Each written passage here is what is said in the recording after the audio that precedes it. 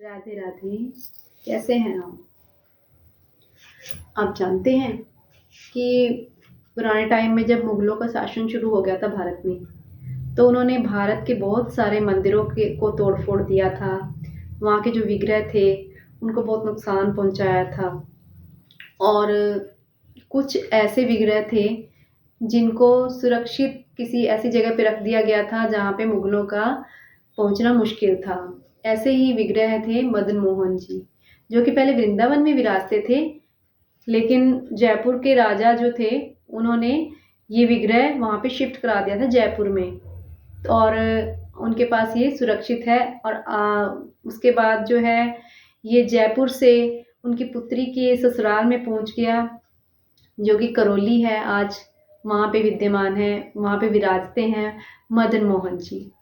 तो जो मदन मोहन जी का स्वरूप था विग्रह, उसकी वो बचपन से ही सेवा करती थी राजा जी की पुत्री। उसको बहुत लगन लग चुकी थी। अब धीरे धीरे बड़ी हुई वो, तो उसकी शादी का टाइम हो गया।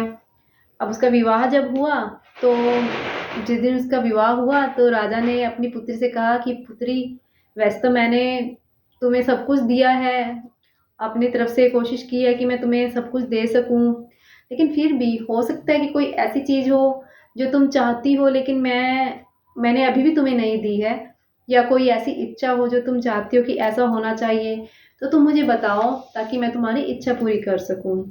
ऐसे में राजकुमार ने कहा कि पिताजी, मैं तो बस एक ही विनती करना चाहती हूँ आपसे कि जो मदन मोहन जी है ना, आप मेरे साथ जब मैं विदा होंगी तो मेरे साथ वो भी विदा करो इस घर से, और मेरे ससुराल में उन्हें जो है विराजित करवाओ। तो वहाँ विराजमान रहेंगे तो मुझे बहुत आनंद की प्राप्ति होगी, बहुत सुख मिलेगा मुझे। तो ये बात सुनते ही राजा के तो मन को बहुत ज़्यादा धक्का सा लगा कि अरे ये क्या कह रही है। वो हाथ जोड़ के खड़े हो गए राजा अपनी पुत्री के सामने, कह रहे पुत्री देखो, तुम मेरे से मेरे प्राण मांग रही हो, और जैसे शरीर के अंदर आत्मा होती है ना, ऐसे ही हमारे यहाँ जयपुर में ये मदन मोहन जी हैं, और ये मेरी आत्मा ही है। अगर ये यहाँ से चले जाएंगे तो मैं कैसे जीवित रहूँगा।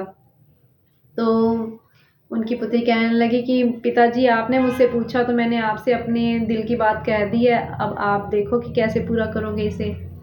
तो वो कहने लगे नहीं तो कुछ और मांग ले। बोली नहीं नहीं, ऐसा है ना कि आप तो गोविंद देव जी की भी पूजा करते हो, और माता जी जो है वो गोपीनाथ जी की पूजा करती हैं, और मैं बचपन से ही मदन मोहन जी की सेवा में रही हूँ, तो मेरा तो इनके साथ ही मन है, तो इन्हें अपने साथ लेके जाने का मन है मेरा।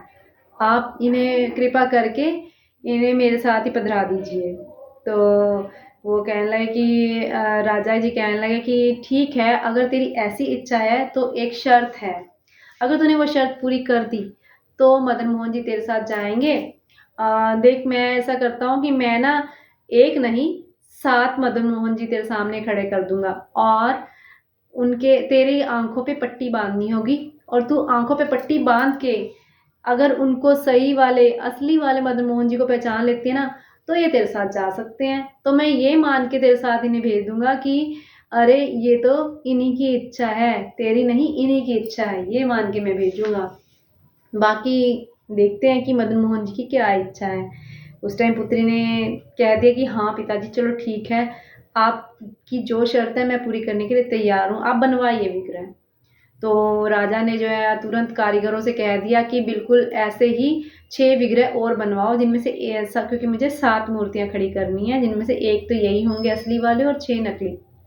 तो अब उसने कह तो दिया राजकुमारी ने, लेकिन वो बहुत ज़्यादा परेशान हो गई ये सोच के कि अरे कहीं ऐसा ना हो कि मैं उन्हें पहचान ही ना पाऊँ, तो फिर तो पिताजी उन्हें भेजेंगे नहीं मेरे साथ, अब मैं क्या करूँ। कुछ ऐसा सोचती रही बेचारी, सारी रात जागती रही। अगले दिन सुबह को विदाई भी है, तो वो कहने लगी, वो रोने लगी, बस सोचते सोचते बहुत जोर जोर से रोने लगी, और कहने लगी हे मदन मोहन जी, अगर आप मेरे साथ नहीं विदा हुए ना यहाँ से, तो फिर देखना मेरी विदाई नहीं हो पाएगी, फिर तो मेरे प्राणों की ही विदाई हो जाएगी इस शरीर से।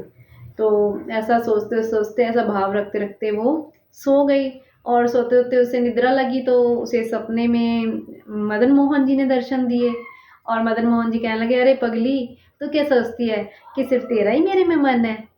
मन तो मेरा भी तेरे साथ ही रहने का है। इसलिए एक काम करते हैं कि अब तुम्हारे पिता ने तो शर्त रख दी है, अब उस शर्त को पूरा करना तुम्हारा काम है, लेकिन वो कब पूरी होगी? जब मैं तुम्हारा साथ दूंगा। तो ऐसा करते हैं, जब तुम्हारे पिताजी करेंगे ना, तेरे को वहाँ पे मूर्तियों के पास लेके जाएंगे, तो जो मेरा वाला स्वरूप है उसे तू छुएगी ना, तो मैं अपनी कन्नी उंगली जो है ना हिला दूंगा। तो इस तरह से करके तू मुझे पहचान लियो। तो वो बस मतलब ये तो सपना था। सुबह को जब उसकी आँख खुली राजकुमारी की, तो वो बड़ी खुश हुई कि चलो यानी कि भगवान ने मुझे कुछ संकेत तो दिया है। तो वो उठते ही सुबह सबसे पहले भागी-भागी अपने पिताजी के पास गई, "पिताजी, पिताजी।" पिताजी भी सो ही रहे थे। तो पिताजी कहने लगे, "क्या हुआ?" कह रही, "चलो पिताजी, अब हमने वो दर्शन करने हैं मुझे सारे स्वरूपों के जो आपने बनवाए हैं। तो दर्शन क्या करना है, मतलब कि मैं उन्हें छू कर देखना चाहती हूँ और उनमें से पहचानना है।" तो पिताजी कहने लगे, "अरे!" यानी कि राजा जी कहने लगे, "अरे बेटे, ठीक है, तुम्हें बहुत ज़्यादा विश्वास हो गया है कि हाँ, तुम पहचान ही लोगी, तुम तो ऐसे कह रहे थे तुम पहचान ही लोगी।" तो कहती है, "हाँ पिताजी, मैं पहचान लूँगी, आप प्लीज़ आप कृपा मुझे वहाँ पे ले चलिए और मेरे से अपनी शर्त पूरा करने का मुझे मौका दीजिए।" तो वो गए वहाँ पे, जहाँ जिस कक्ष में या जिस जहाँ पे भी पंडाल में वो रखे हुए थे स्वरूप सारे, तो वहाँ पे गए। अब वहाँ पे देखो, ये शर्त ऐसी थी कि इसको ये एकदम से जंगल की आग की तरह पूरे शहर में फैल गई। पूरा जयपुर वहाँ पे आ गया देखने के लिए कि राजकुमारी उसे पहचान पाती है, स्वरूप को, असली वाले को, या नहीं। तो ऐसे में क्या हुआ कि वहाँ पहुँचे, खूब भीड़ है, पूरा शोर हो रहा है। तो सब मदन मोहन की जय, मदन मोहन की जय, ऐसे जयकारे भी लगा रहे हैं।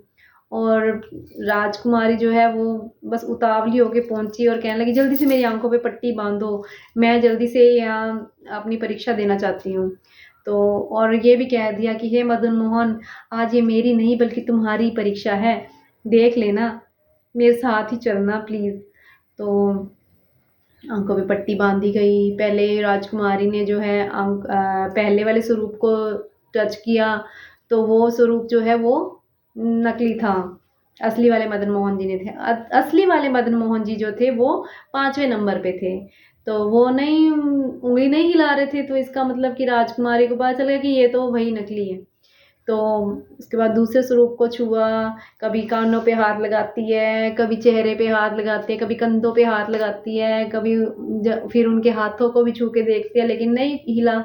फिर तीसरी, फिर चौथी, ऐसे करते-करते 5वीं पे जब पहुँची ना, तो ऐसे करके उसने मुकुट को हाथ लगाया, ऐसे करके वो बिल्कुल एक जैसे स्वरूप थे, उनके आभूषण भी बिल्कुल एक जैसे थे, वस्त्र भी बिल्कुल एक जैसे थे, यानी कि आँख बंद करके तो बिल्कुल नहीं पता लगता था, और तो और देख के भी किसी को ये नहीं समझ में आ रहा था कि इनमें से असली वाले कौन से हैं।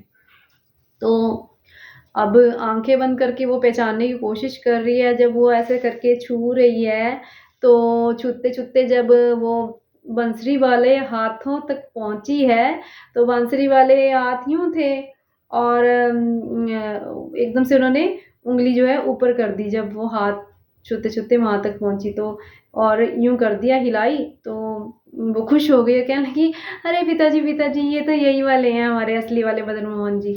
तो पिताजी चरणों में गिर गए अपनी पुत्री के और अश्रु बहने लगे आँखों से। कहने लगे, "तू जीती, मैं हारा।" और अपनी बेटी को गले से लगा लिया। गले से लगाया तो पता है उन्होंने राजकुमारी के कान में चुपके से क्या कहा? कहने लगे, "अरे! वो कन्नी उँगली हिलती हुई मैंने भी देख ली थी।" बस फिर क्या था? फिर राजा जी ने मदन मोहन जी को भी साथ में ही विदा कर दिया और आज तक वो स्वरूप जो मदन मोहन जी का है, वो वहीं है, करौली में, राजस्थान में। आप जाइएगा तो ज़रूर दर्शन कीजिएगा, बड़े प्यारे स्वरूप हैं। राधे राधे।